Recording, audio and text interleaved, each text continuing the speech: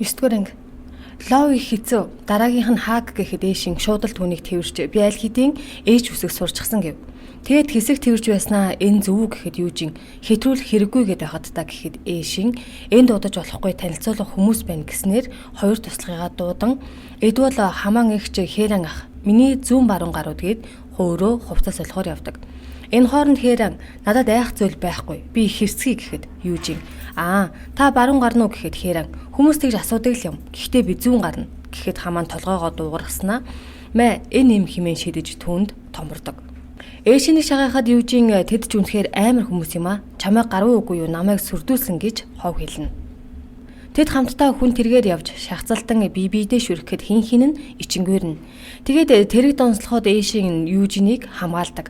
Ээшийн яг зорьсон газар байхгүй зүгээр л хамт сумаар байсан болохоор ингээд явж байна гэхэд юужин. Тийм бол голоорын зочид буудалд орж миний өрөөнд ярилцах уу гэснээр тэд хамт орцгоодог. Тэгээд их шиг тайрцгийг тайлбарлан өгч сонсоход ээшийн хөгжилтэй ай гэж бодсон ингэтэл гонигтай байх гэж ямар нэгэн түүх бий юу гэхэд юужин. Анх Америкт очисон үе гудамж нь аимшигтай байсан. Их хөлсөж бас ядарч хүүхдүүдэд үргэлж зодуулдаг байлаа.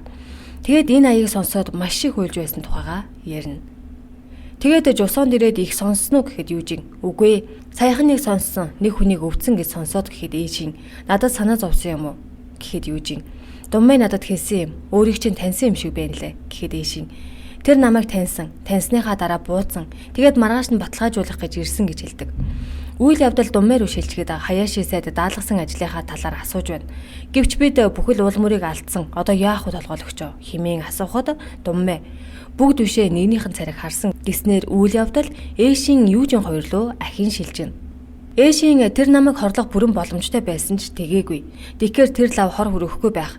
Гэхдээ дараа энэ хувцастайгаа түүнтэй тааруул төрүүлж галныг болно гэхэд юужин чи түүнд итгэж байна уу гэхэд ээшийн би түүнийг баг байхад нь тусалж байсан. Тэгээд сайхан сэтгэлээр ярих гэхэд тэр балмад тэнэг болж хуурсан. Ямар ч тач түүнийг бодоод нэг удаа туслах бизгэв. Тэгтэл юужин жусан одоо улам л хүнд болж байгаа. Хослол өмсөх хэрэггүй гэхэд ээшийн үргэлжил хэрэггүй гэх юм гэхэд юужин лов хий гэсэн мэдтэй химээхэд тэрийг марчихсан байна гэснэ. Би гадаад хувцас өмсөж нүрээ далдлах бүртээ нэр нүргүй хүн болж тэр чинээгээрээ ардын армийн цэрэг болдог. Эх орныхоо төлөө зүтгэж дүрлэлцэж байгаад үхнэ гэж боддог гэв. Тэгээд ээшийн за би явлаа гэхэд юужин 303 дугаар өрөөний хүнтэй таарч магадгүй гэхэд зүгээрээ би энэмгээр гарчихна гэхэд юужин 3 давхар шүү дээ гэж хэлж амжаагүй байтал ээшийн цонхоор үсрэн гардаг. Думмаа эмзэн хүрээлэнгийн эзнийг сайдад хүргэж өгөн таны өгсөн буруу мэдээллээс болж бид тэр эмэгтэйг алдсан. Анхнаасаа жусан хүн ажилуулсан түүний буруу гэж хэлж үлдээгээд өнөөх залууг яг одоо зүгт хансоонд таарах юм бол тэр цаг чиний хүсснээр амийг чинь авна гэж хэлээд өршөөл үзүүлдэг. Буудлын эзнийг усанд орж байхад думмаа орж ирнэ.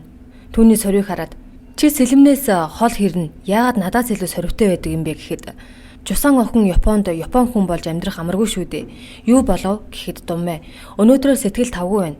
Ардын армийн хүнийг амьд үлдээсэн гэхэд буудлын эзэн яагаад гэхэд думмаа түүнийг алчхуул нөхд нь гуниглах юм шиг санагдаад гэхэд буудлын эзэн өнөөдөр сонсон 100-ны шилдэг онгой байна. Чи удахгүй инэрэнгүй хүн болох нэ гэхэд думмаа би өөрийгөө алдаж байна. Ихэнх хүн амиуршөө гэдэг байтал тэр хүн үххийг сонгосон. Нэгмөө тээвэрчин улсынхаа төлөө тийм их сэтгэл гаргаж байдаг гэхэд буудлын эзэн сэлмээр арилгаж болохгүй зүйл гэж байдаг. Эрс зөрөг үнэнч байдал гэв. Хийсо ээсэн хоёр мөрийтэй тоглоом тоглож хожигдсоор. Тэд өөрсдийн эд зүйлсээ нэг нэгээр нь зарсаар л байлаа. Барьцаалан зэлдүүлэх газрын үүдэнд хамт зогсож байгаа нэрээ мэдээлцгээд тэд сандарцгааж хүргэн хадам эгч хоёр болохоо мэддэг. Юужиныг ордонд ороход хилмэрч хийсэн орчуулагчигээ дүшмэл олж очин уулзаж яагаад худал орчуулах хийснийг нь асуухад тэрээр Иваны даалгавраар тэгсэн гэж хэлдэг. Юужин орчуулагчтайгаа уулзахад тэрээр өчигдөр Южомо ноёнтон өнөөх хилмэрчийг ямар ч эргэлзээгүй нэг л завчилтаар алсан гэж хэлв.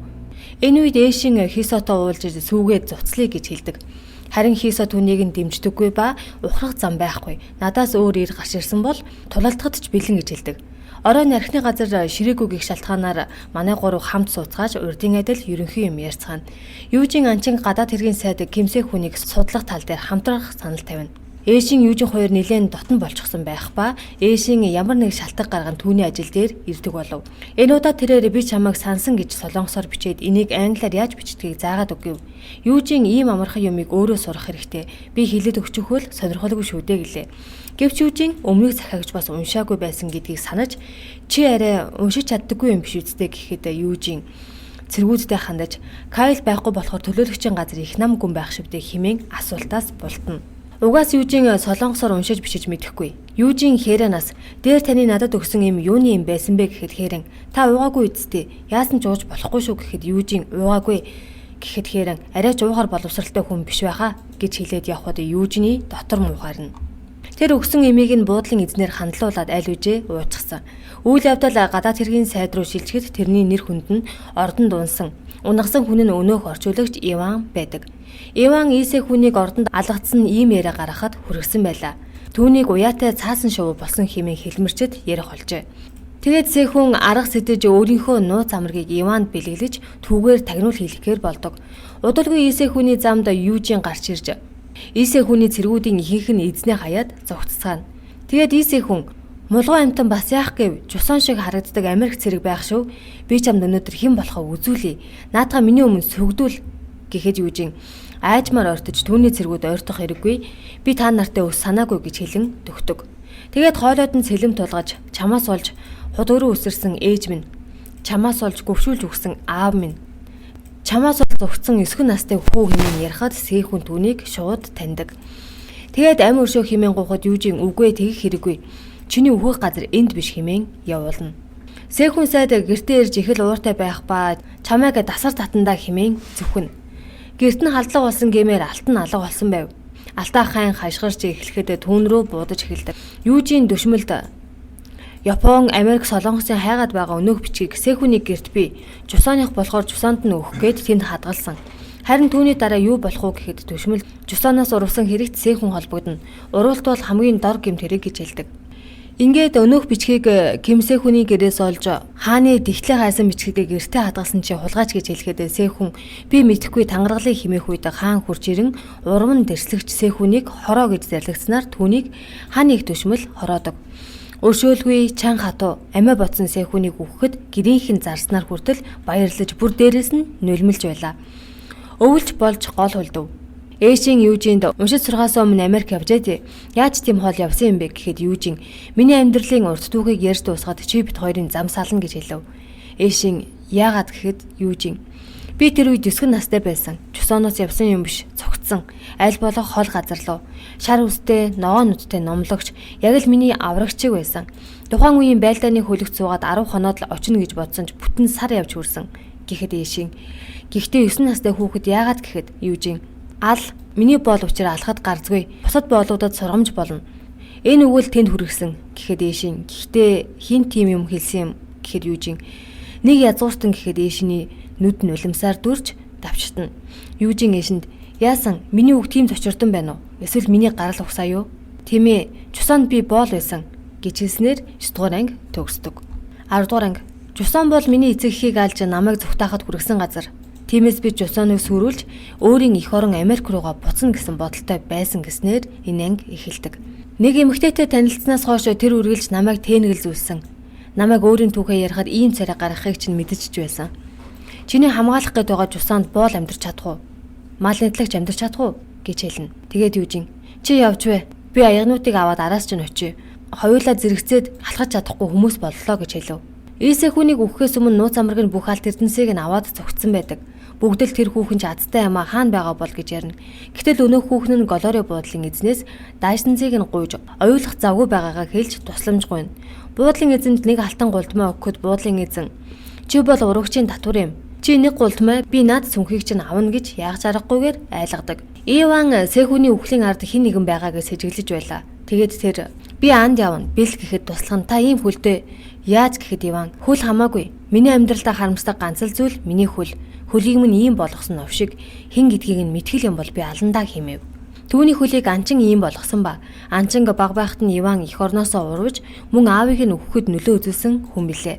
Тэр анх удаа буу барьж үзээд аавынхаа араас гашуудж байхдаа Иваныг буудаж байсан нь ийм үр дүнд хүргэсэн байдаг. Чусон бичгээ олж авсан тул дарамтнаасаа багш болов гарч байлаа. Япон Америк хоёрын дайны улмаас хамгийн их хохирж байгаа нь Чусон байв. Тиймээс хохирлыг баг болгох нэг арга нь хааны цэргийн ахитай байлаа. Үүнийг хариуцуулаад өгчих итгэлтэй Японд худалдаг тохгүй. Өөрийн эрх ашигыг нэгдүгээр тавьдаг тийм хүн таммаар байна гэд юужны тухай хэлэхэд тэр хүн одоохондоо манай тал байгаа ч цаад санаа нь Чусонд хортой байж мэднэ гэхэд хаантан. Яагаад тэгж бодов гэхэд түшмэл би түүнийг мэддэг гэж бодож байсан ч тэр намайг нэвтгарч байсан бололтой. Ямар ч тач сайн судлыг гэхэд хаан сайн бас хурдан хий. Хачиргаалтай нь би түүнд татагцаар байгаа гэж хэлдэг. Буудлын эзэн цүнхийг нь өөрийн болгож чадсан байх ба Сэхүний барилгыг худалдаж авах санал тавьдаг. Үүнийг дүшмэл зөвшөөрч аавтайгаа уулзсан уу? Тэр энд ирсэн тул чамайг хайх нь гарцаагүй. Би ээжийг чинь газар сайгүй хайж байгаа гэхэд буудлын эзэн танд итгэхээс өөр арга байхгүй л дээ гэхэд түшмэл харин чи надад тэр хар үстэй Чусооны талаарх мэдээллийг өгөөч гэхэд буудлын эзэн тэр бол үнэхээр сайн Америк зэрэг. Ихэнх танилуд нь Америк гэр бүлч байхгүй гэдгийг нь хэлдэг. Ээжийн хөл сайн эдгээгүй байгаа ч сэтгэл санаа нь хүнд байгаа тул тайвшрах гэж бэлтгэлээ хийн. Анчин юужин энэ бүх хугацаанд бүхнийг Чусооны төлөө хийж өгсөн гэдгийг нь хэлээд гэвч угсаа гараад өрөөс нэгдүгээрт байсан. Цааш тэгэх бах. Хэрвээ ихэс дээдстэйгээ дотн байвал бид өөхөх болно гэж хэлдэг. Думмайд мэдээлэл дамжуулж мөнгө олдог буудлын үйлчлэгт баригдаж ажлаасаа халагдана.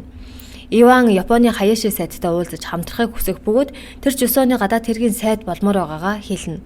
Мөн тэр сайдуудыг нууцаар дуудаж авчирсан байв. Голори буудал үйлчлэгч авах гэж байгаа тул Южин Думмиг эгчигээ тэнд ажил гэж хэл. Байр хоолоор хангана гэхэд Думми маш их баярлалаа ноёнтон гэхэд Южин баярлаж байгаа бол чи миний нэг гуйлтыг зөвшөөргснээр Думмигээр үсэг залгадаг. Мөн ээжний бичиж харуулсан үгийг уншиж чадаагүйс тогтоочихсан байдаг. Тэгээд Думмигээр уншуулгаад би чамайг сансан. Энэ мөн үү? Та нэг үсэг алдаж бичсэн байна гэж хэлж өгдөг. Хааны ордонд Британи болон Японы сайд нар хүрэлцэн ирж Иваныг гадаад хэргийн сайд болгож өгнө гэсэн хүсэлтийг тавьсаар байлаа. Мэдээж энэ бол Иваны өөрийнх нь төлөвлөгөө илээ. Ингээд хаан Иваныг дуудаж авчирснаа одоогийн хөдөө аж ахуйн сайд Пакшидогийг томил гэж айлддаг. Тэгснээ Иваныг хөдөө аж ахуйн сайдаар томилж улсдаа чадах бүхнээ зориулна уу хэмээн зарлиг буулгадаг. Энэнд нь Иван намайг тариачин байсан гэд хөдөө аж ахуйн сайд болгож байгаа хэрэгүү хэмээн боож хөг шахна. Ингээд туслахаа дуудаж хятадаас нэг хүнийг авчир. Би хааны нүрийг цусаар бодох болно хэмээн заналтайгаар хэлнэ. Думмэ буудалд ирэхэд Думмигийн ихч угаалга хийж байдаг бөгөөд юун торго юм гэхэд хаяхад хайран санагдаад дүүдээ хантаа зээж өгөх гэсэн юм гэхэд Думмэ тэгдэ гэж хэлээд цааш явж байхдаа гинэт санаж тэр үед манайхан дутуу шалгажээ. Тэнд байсан бичгийг чи хэнд авчиж өгсөн юм. Тэр хүний хэлбэл амьд үлдэн. Үгүй бол аваад явна гэхэд охин хүнээ заахаар дагуулж явж байгаад ээшинийг анзаарч түүнээс тусламжгүй. Ээшин адилхан Чусон хүмүүс байж нэг нэгэндээ туслах ёстой үсттэй. Наадах чинь ердөө хүүхэд байна гэхэд Думмэ. Чусонд хүүхэд ч бай том хүнч бай бие биендээ тусал гэж заагаагүй. Таны хэрэг биш гэхэд ээшин. Би чамайг үргэлж ийм үед чинь хардаг юм уу? Эсвэл чи ийм юм уу гэж асууна. Тэгсэн Думмэ охиныг үсэж ийм үеийн талаар яриад байна уу гэхэд ээшин түүнийг алгадаж чи ч гэсэн ийм зүйлийг туулж амьдрах болтугай гэж хэлээд хамааныг охиныг ав гэж тушаана. Думмэ буцах замдаа инээхэд туслах нь та яагаад инээгээд байгаа юм бэ гэхэд тэр намайг амьдраарай гэсэн. Өмнө нь замаас олд үгүй бол ална гэж байсан хүн шүү дээ. Одоо намайг амьдруулахыг хүсэж байна гэж хэлдэг. Ээшин охиноос яг юу байсан юм хэмээн асуухад охин би нэг Америк айлд ажилладаг байсан. Тэр ноёнтон өнгөрч би хүүхдийнх нь үлгэнээс бичиг олсон юм. Тэгээд яагаа мэдэхгүй өөртөө хүндээ өгчихсөн.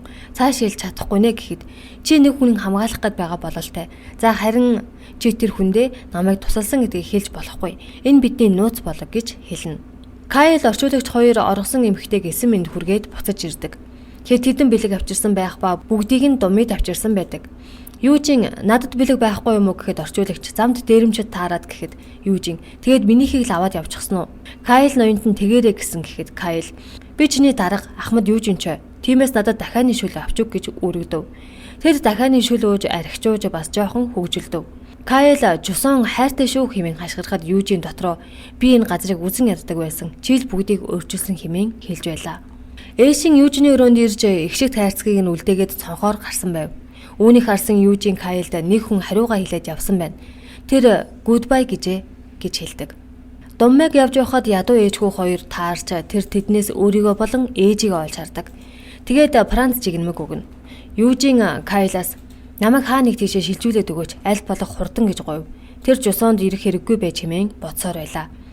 Гуй ноёны хамаатнууд ирж хүү бэрээ чандарлаж тайван явал мөн хүү өргөж аван удмаа залгуул хэмээн шаардцгаана. Харин гуй ноёнтон та нар миний хүүхдүүдийг үнс болгохыг хүсэе юу? Би хүү өргөж авахгүй нүднээс далд ор гэж хөөн.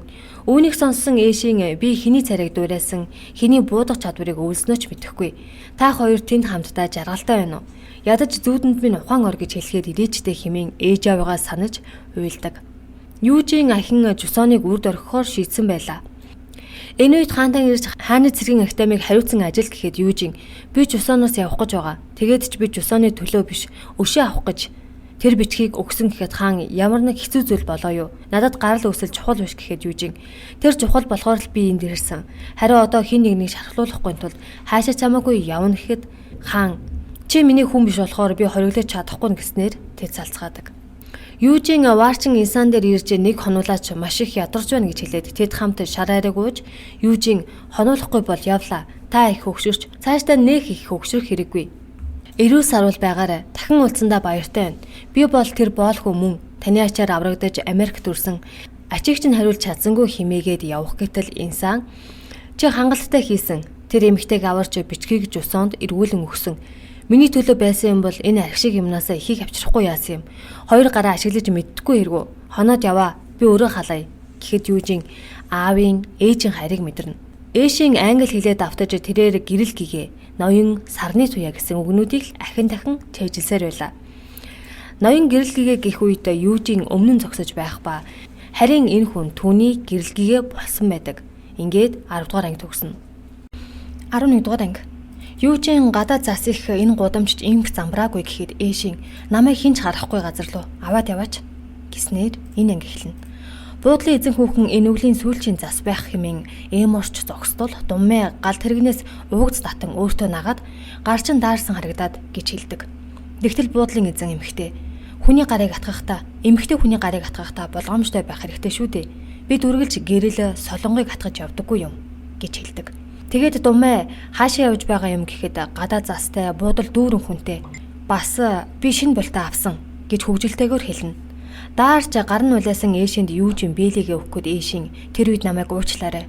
Би тэмцэгч болохыг хүсч өвөөгөө хуурч авах хичээгээ зовоож надад үнэн ч хүмүүст ачаа болдог. Чамтай таарснаас хойш чиний гарал угсааг сонирхоогүй язгууртан л гэж бодсон. Би өөрийгөө бусад язгууртнуудаас өөр гэж боддог байсан. Гэвч би тэднээс ялгаагүй. Идэх язгууртай охин хിവэр надаас олж шархлах хэрэггүй гэж хэлнэ. Юужийн чи аль хэдийн урагшилсан, үргэлжлүүлэн урагшил, харин би ухарлаа. Энэ дэлхийд үргэлж нийгмийн ялгаа, хүчний ялгаа, санаа бодлын ялгаа байдаг. Гэхдээ энэ чиний буруу биш, минийгч биш. Зүгээр л бид энэ дэлхийд уулзныг л буруутга. Чиний жусоонд хээран хөгшин, ханаа мэгч, зараалхүү, ваарчин гэд бүгд байгаа. Чи авхаа гэдгээч бүү март. Тэгээд жусооноо хамгаал гэж хэлээд тэд салцгаалаа. Буудлын эзнийг хинаа гэдэг юм байна. Тэр дөнгөж буудалдаа орж ирэхэд араас нь Мацумото гэх Япон нөхрийнхэн задлангийн хариуг авч ирлээ хэмээн хэлдэг. Энэ Японд дургүй байгаа нь илт. Юужийн сэхүүд будулсан зарц охиныг эмнэлэгт хүргэж бүх зардлыг нь дааж өөрийгөө нууцлсан. Охин яагаад хариу нэхэлгүй тусалдаг вүлээ? Тэр ноёнтон хин юм бэ гэхэд орчуулагч томчууд хүүхдүүдээс хариу нэхдэггүй юм аа. Чи санаа зовлтгүй хурдан идэхэл бод гэж хэлв. Тэгээд Юужинд чиний тусалсан охинд чиний тухай юу ч хэлээгүй. Гэхдээ тэр охинд яагаад тусалсан юм бэ гэхэд Юужийн дог харагдах гэж тэгсэн гэхэд хажууд нь явсан хүн багада хүнд хэцүү амьдралыг туулсан хүмүүс үргэлж энгийн даруй болон буцаж ирдэг үсттэй. Гэтэл энэ хүн гэхэд орчуулагч жок хийж байгаамаа гэхэд өнөө хүн жок гэж юу юм бэ? Одоо ойлгохгүй боловч хэсэг хугацааны дараа ойлгохыг хэлнэ. Америкчууд үргэлж жок хийдэг гэж түүнд зааж өгөв. Юужийн Думид хичээл зааж өгснээ хариу хэмээн чихэр авчиж өгнө. Думид Юужинд чин зүрхнээс талархаж хайрлаж хүндэлдэг байлаа. Юужийн Думигээр заалган захаа бичиж байтал орчуулагч орж ирэхэд Думи дэвтрийг татан авч өөрөө заалгаж буймад жүжиглэнэ. Тэгтэл орчуулагч дээрээ л их шиг үсэг үзэж байсан. Одоо ч үзсээр байгаа юм уу? Зэгсүү өдөө насалчгаа цагаан толгойч мэдэхгүй. Ийм байвал хайртай хүндээ яаж захаа бичих юм? Санаж байна гэдгийг ч уншиж чадахгүй шүү дээ.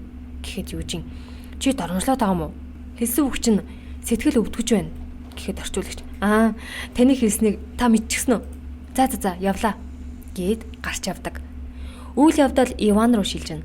Тэднийд нас барсан сэхүүний татвар юм ирсэн байх ба та намайг хүлээн авна уу? Одоо би таних үлдсэн бүх насандаа тантай хамт бай гэхэд Иван олон юм хуцаах хэрэггүй. Эсэхүүний бүх алтыг аваад зугтсан хүнд яаж итгэх вүлээ гэхэд өнөөх хүүхэн нэг алтайгаа ахиж давтна гэж юу байх вэ? Тэгээд ч тэр бүх алтыг голоорой буудлын хүүхэн зэлтээ давчихсан. Тэр л ёстой шулам гэхэд Иван инээж тэр чинь миний охин гэж хэлээд түүнийг байцаан шидэх газарт хэлж баривчлуулдаг.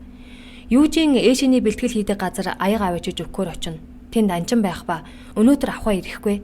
Мөн авахаа тантай хамт явахыг хүсвэл би туслах болно. Алгийвэл алхал болно. Гэхдээ хамт байж болохгүй чусуунд гэхэд Юужийн мэдэж байгаа. Би түүнийг уйлахыг бус инээмсэглэхийг нь харах дуртай. Үүний дараа Хэран Хамаан хоёрыг жантай гомингийн газар дагуулan орж хоолоор дайлахад өнөөх хоёр нь ахвагийн талаар асуух гээ юу? Бид хоёр чанга амтай. Угаас хоол идээд завгүй байна гэж байснаа. Тэр зүгээр байсан бол өглөө бүр дэрнийх нь нут норохгүй байсан гэж Хамаан хэлэхэд Хэран тэр үсгэлэнтэй гэрэлтдэг нүд нь бүр хавдчихсан гэж хэлснээ сандарна. Юужин энийг авахад өгөөрэй. Мөн та хоёр эрүүл инх байгаарай хэмээн хэлж тэдэнтэй салхихоос гүйцэтгэдэг. Хийсо Эшин дээр ирэхэд Эшин наад говцаа яах гэж өмсөн юм бэ гэхэд Хийсо мэдхийг хүсвэл Тарамбын дэлгүүр дээр очиж мэд гэв. Тарамбын дэлгүүр дээр очиход тэр хавийн ихэнх хэрчүүд өнөөх хослыг өмссөн байв. Ханаам авахаа юу болоод байна гэхэд Эшин сүйт залуугийн өгш буй бэлэг юм болов уу анхааруулга юм болов уу гэв. Эшин тэмцэл хийхдээ энэ хослыг өмсдөг. Үнэн дээр Хийсоч мөн Эшинийг ямар нэг юм хийгээд байгааг нь мэдсэн болохоор хамгаалахыг хүссэн байв. Тэгээд Хийсо хэрв чамд хэрэгтэй гэвэл би өмсөн хувцсыг чинь өмсөе. Тэгээд хамгаалалт хэрэгтэй бол над руу ирж нуугдаарай. Би чамайг хамгаалъя гэж хэлдэг. Иван гадаад хэргийн сайдын суудалд суух гэж зүтгэсэн хിവэр тэр шин сайдыг хороож өөрийгөө томилуулахаар сайд нараар хааныг ятгуулна. Юужийн буудалтаа ирэхэд түүний өрөөг Иваны хятадаас дуудаж авчруулсан хүн нэгжиж байдаг. Өрөөнд нь өөр хүн байгааг мэдсэн Хина зориудаар түлхүүр сольж өгөн Юужинд ойлгуулна. Ингэснээр Юужин тэр хүнийг баривчилж байцаана. Энэ үед Хина тэр хүний ард Иван байгаа төдийгүй баривчилсан хүний эхнэр нь Эшин болон Эсүн ахуй нартай хамаатан гэдгийг хэлнэ. Удахгүй Жусонд Йосеф ирэх гэж байлаа. Тэр бол Юужинийг авч Америк явсан номлогч. Тэр өдгөө нэлээд эрх мэдэлтэй төлөөлөгчд бол хаан болон Иванаар төрүүлж барьж авахыг хүснэ. Хаан түүнийг 9 минут хамгаалan авчир гэж ардын аримханд үүрэг өгсөний дагуу тэд хөдөлж эхэлдэг. Эшин бэлтгэлээ хийх гээд төвлөрч чадахгүй хിവэр байла. Тэр Юужинийг сансаар. Гэтэл гинэт овоохоноос их шиг тайрцаг дуурхан тэр гүүж очиж харвал Ханаам хайрцгийг дуургасан байдаг. Яагаад наадах чинь танд байдаг вүлээ гэхэд Ханаам танд өгөөрэй гэд дээр Америкээр авчирч өгсөн юм а. Тэр явах гэж байгаа. Эсвэл явчихсан байх гэж хэлдэг. Шүн дунд Хина Эшин хоёр хоёул Иваны гэрт нууцаар орж яваад таарч биенийхээ царайг харснаар 11 дугаар анги төгсдөг. 12 дугаар анги. Британий элчин сайдын төрсөн өдөр тохиож тэнд Иван өргөцнийг далимдуулж тэдний гэрлөө нэвтэрч байсан бөгөөд тэнд Хинатай таарснаар кино эхэлдэг. Тэд муудалцахын оронд өөр өөрсдийн хайсан зүйлсээ авч явна. Эшин Йосефоос Юужинд бичсэн захиа. Хина нөхрийнхөө задлангийн хариуг авна. Хинаг гарч явхад нэг хамгаалагч харцдаг ба тэрнлүү дайрах тэрагшинд думмаа гарч ирж хамгаалдаг. Эшин Юужин хоёр гүүрэн дээр таарахч энэ удаа зүгээр л зөрцгөөлөө. Юуж ярьсангүй. Юужийн орчуулагчаасаа Иваны тухай асуухад тэр анхны эхнэрээсээ салсан бөгөөд анхны эхнэрийг нь Голоригийн эзэн олон жил уйггүй хайж байгаа гэдгийг хэлдэг. Эшин анчинд би энэ хугацаанд их зүйлийг ойлгосон. Түүний сонголт болон миний сонголт. Түүний сонголт намгүй. Заримдаа хүйтэн хүнд хуваа хичээсэн мэт харагдах боловч тэр үргэлж зөв зөвхт явж байсан хэмээн ярина. Хятадаас ирсэн догмуу бол Эшиний ээж аваас урвсан тэднийг илчилсэн урвч байдаг. Тэр Иваны тусламжтайгаар шоронгоос гарч явахдаа Эшинийг харж ээжийг нь харсан мэт болж айд сандарч надад сонголт байгаагүй хэмээн хашгирна. Юужин Хинагаас яагаад Иваны эхнэрийг хайгаад байгаа юм гэхэд Хина Иваны эхнэр биш миний ээж. Тэгэхээр намайг Иваны охин болгож байгаа юм. Зарим үед хамаатнууд хүртэл бие биенээсээ хол байсан нь дээр байдаг гэж хэлдэг. Хийсогийн өвөө өөрт нь өөртөө хүмүүсээ хар дэвтэр дээр бичээд Хийсод үлдээсэн бөгөөд чухал мөчөд хэрэглээрэ гэсэн байв. Үүний дагуу Хийсо нэрсийн дагуу хүмүүсээс мөнгөө нэхнэ. Хийсороо түүний өвөгийн хөөж явуулсан боол ус цацдаг. Тэр ууралсангүй. Юужин зүгээр үү хэмээн асуухад Хийсо зүгээрээ би тасчихсан юм гэж хэлв. Юужин орос винтов авч Эшинд бэлгэлдэг. Тэгээд энэ буутай хамт урагшлахыг чинь хармаар байна. Хэрв чи энэ буугаар буудад сурахыг хүсвэл сурах хүртэл чинь би энд зааж өгье гэхэд Эшин би их удаан сурдаг л да гэхэд Юужин тэгх тусмаа сайн гэснээр энд түүнтэй хамт үлдэхээр болно. Юужинийг буцаж ирэхэд Кайл ирчихсэн. Би чиний гуйлтыг биелүүлсэн. Тиймээс дахин авч өг. Чи хаашаа ямар байна? Шанхай юу? Эсвэл хаваа юу? Хаашаач болно. Би бас энэ удаа өөр газар яммаар байна гэхэд Южин бичгийг нь үзье гэж аваад шууд амандаа хийн зажлаад эхлэхэд Кайл наадах чинь хуурамч нь гэж хэлв. Иван хинаа дээр ирэн чи задлангийн тайлангал авахгүй бусдыг нь яах гэж авсан юм? Чиний тэр нөхөр өөр хүнээс хүүхэдтэй. Тэгээд хөрөнгөө хүүхэдтэй өгөх гэж байсан. Харин би хэмжээний мөнгөөр хахуулдаж хүүхэдгүй мэт болгосон. Гэвч нэгээр зогсохгүй хүүхэд байгаа гэснэ. Наад нүрээ яачихсан юм. Чамаас авах юм наад царай чинь. Аятайхан авчав. Ахаад хүнтэй суух хэрэгтэй гэж хэлээд явна. Иваны хөлийн чимээх хүртэл хинагийн дотрыг арзагнуулдаг байлаа. Эшийн Южин хоёр хамт хооллож цаашид хоорондоо нууц кодоор харилцаж байхаар болцгооно. Захиагаа эмийн сангийн солонгон ургамал гэсэн нүдэнд хийн. Эмийн сангийн дээвэр дээр улаан салхин сенс байвал чухал ажил гараад хэсэгтээ захиа бичиж чадахгүй гих зэргээр. Эшийн би чам руу захиа бичмээр байсан чи уншиж чадахгүй болохоор хэцүү байсан гэхэд Южин агаарт гүү Эшийн гэж бичээд үсэг сурч байгаагаа хэлдэг. Мөн Хятад, Япон, англиар ярьж бичдэг хэрн солонгосоор л хараахан бичиж сураагүй байгаагаа хэлэхэд Эшийн түүнийг сайн байна хэмээн магтана. Ингээд энэ хоёр маань захиагаар өдөр бүр харилцдаг болж морь унаад давхиж буугаар энэ анги төгснө.